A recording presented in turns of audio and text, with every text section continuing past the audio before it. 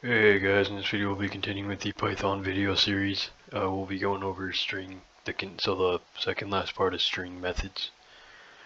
We'll be going over splitting a string.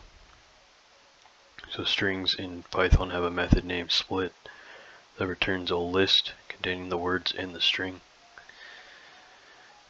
So we'll just go right into the example.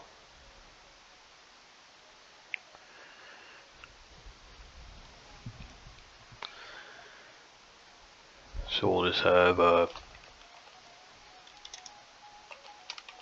just a def main, so we'll have we'll just say str1 points to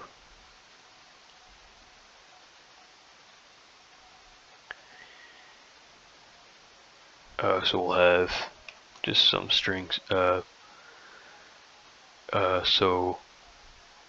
we'll just have some random string,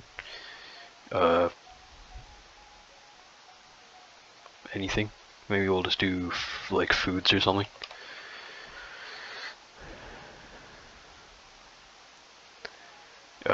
Anything. Just coming up with random things. So we'll just have 4 random foods, so we'll have 4 random foods in a string separated with spaces. Then we'll create, basically we're gonna point it to a list. So then we'll say that a list is str list points to str1 dot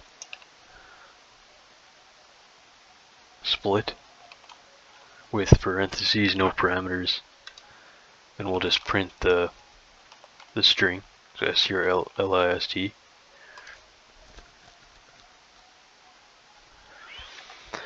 So I noticed that only the debugger, if you've seen the tutorial, sometimes I'm explaining what's happening in the, if it's a small code, I'll just run it. I'm explaining what the output is, but for some reason the recorder wasn't catching all that. Sometimes it catches it, sometimes it doesn't. So to make sure that it does catch, I'll have to set a breakpoint here. Click the, actually we don't really need to step through there. We could just hopefully just print that out. So I'll click the debug icon.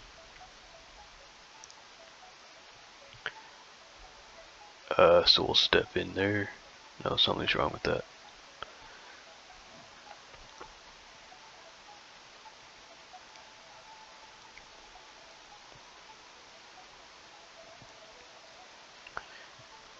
Print str list. Can't see what that error says. What does that say?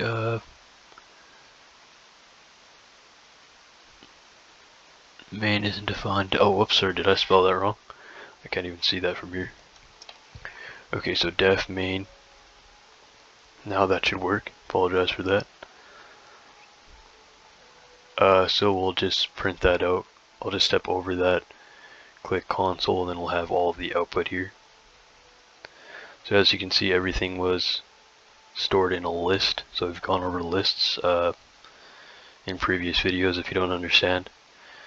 So a list is a data structure. It's stored in these square brackets. They're like arrays in other programming languages. So it just, all it did is it took the string, whatever the spaces were, it separated it took each string. So it took one string with spaces and divided them into the spaces, so we got 4 strings here. So if we just try, what happens if we just do one long string?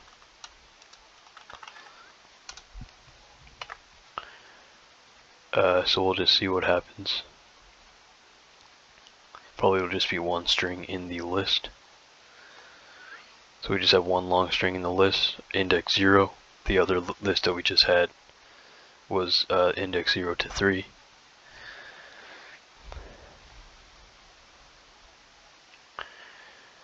So just a little description on it. So by default, the split method uses spaces as separators. So it returns a list of the words in the string that are separated by spaces. You can specify a different separator by passing it as an argument to the split method. For example, we'll do another one here.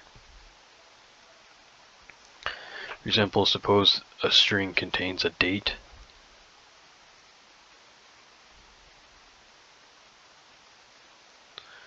Let's just delete some of this stuff. So if we have str1 in this case, so we'll stop the debugger. So we'll say str1 point or date str points to just some random date.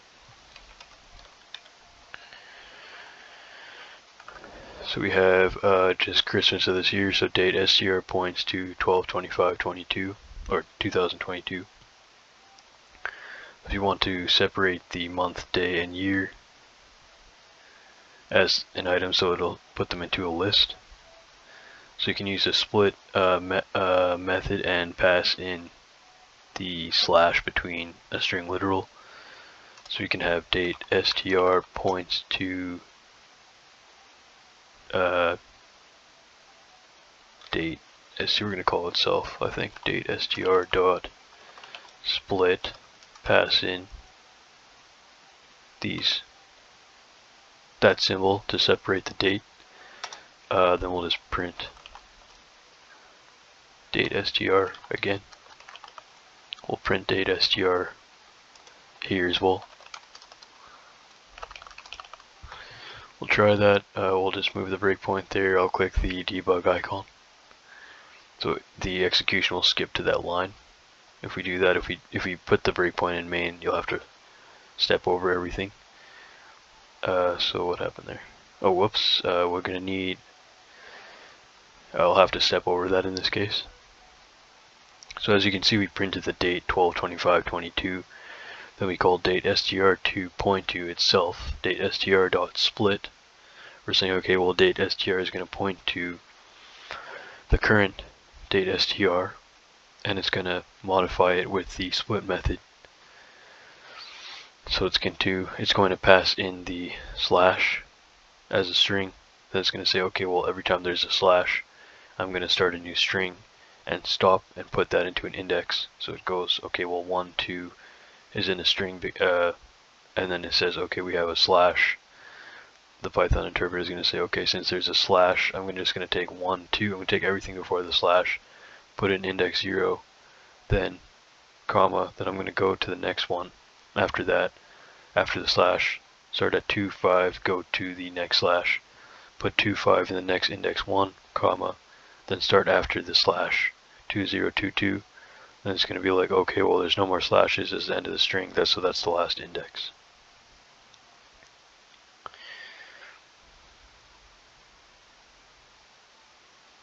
So we're using the slash character in a string literal. String literal is between two quotes.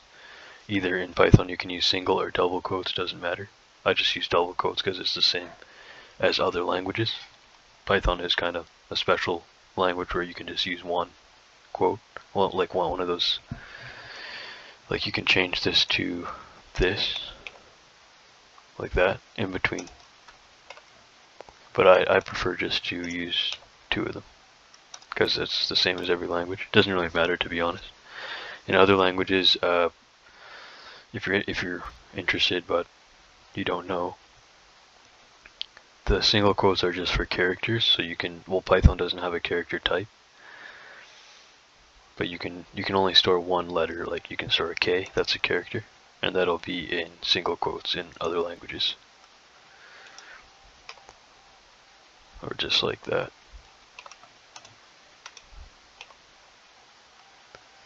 That's a character in other languages. In Python, it's taken as a string. Since it's a string, I just keep them all like this.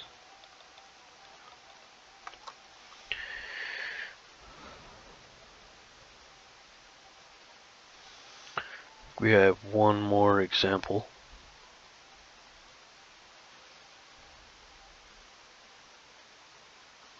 Using some indexes, so we'll just do that example.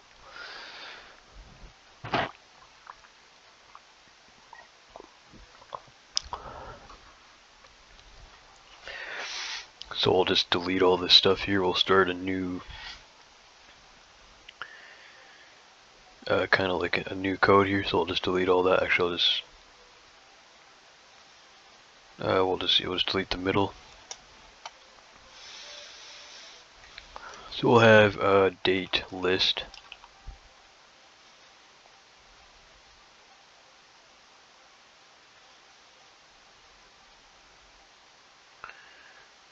So we don't have a date, do we?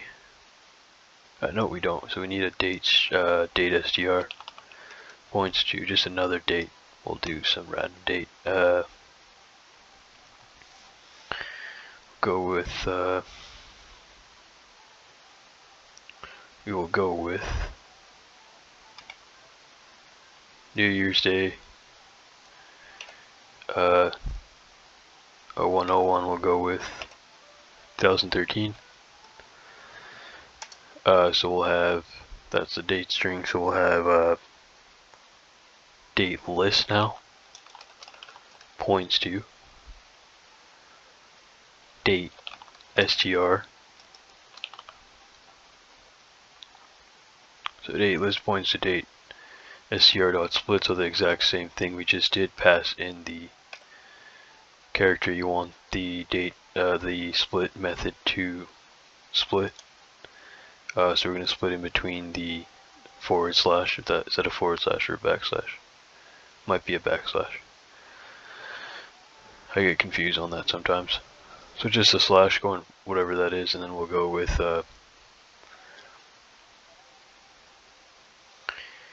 we'll just print out some stuff. So we'll have print. So we can do this. We can say, okay, well, the month is first. So we'll say month, comma, we'll pass in date list of list index 0, because it's going to store everything in a list. Now we're accessing the list. Right, so then now we'll print month, day,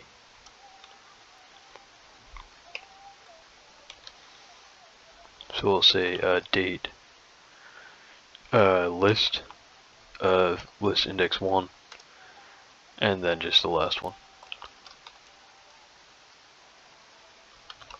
So year, string, comma, date, list, passing in date list of list index 2. We could have also looped through this, so we'll just go with the print, an empty line, take that breakpoint out, stop.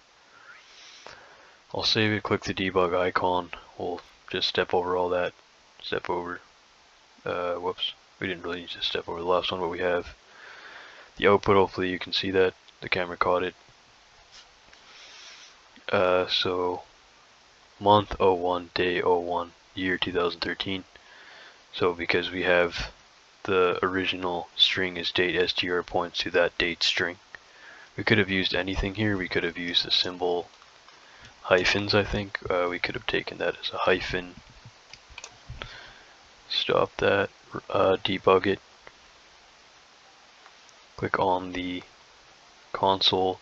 So now we have the exact same thing. It's split it with the hyphen, it doesn't matter. What else can we do here? We can say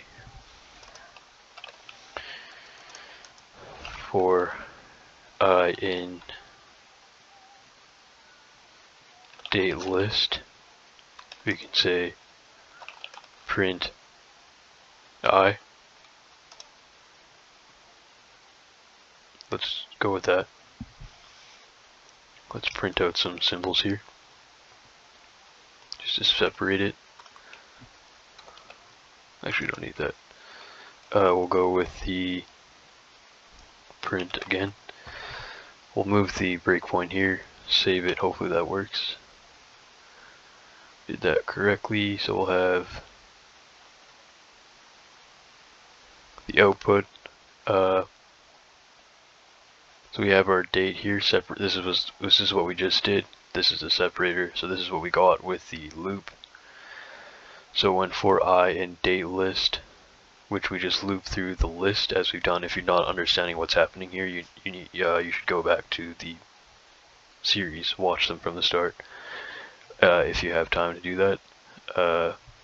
If not, you have a test coming up quickly, you need to go back to the part of the tutorials that start with lists, maybe for loops too. You probably want to watch the loops and the list part. Take you about a day or something to watch them. They're not that long. Some of the videos are like half an hour, but just maybe watch them in 1.5 speed or something. But I'd recommend watching them. Slow it down if you can to understand. So pretty much we just said for I won't be stepping through this loop because we've done it before, but it's starting at index 0. So it's saying, okay, for I, which starts at 0 in date list, print index 0, which is index 0 is going to be the start of the list, so it prints out 01 because that's what's in the list. The index 0 comes back up to the condition I, adds 1 to 0, so for 1 in date list.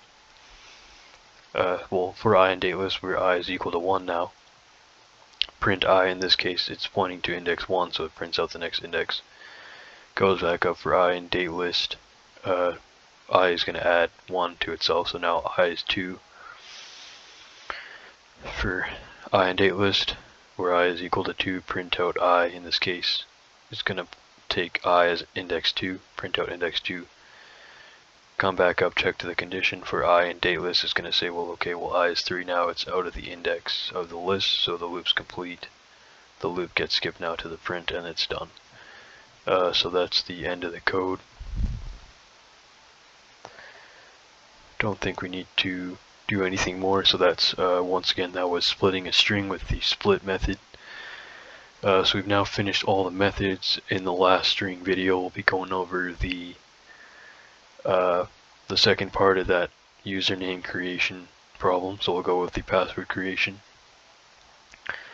and then we'll move on to dictionaries and sets.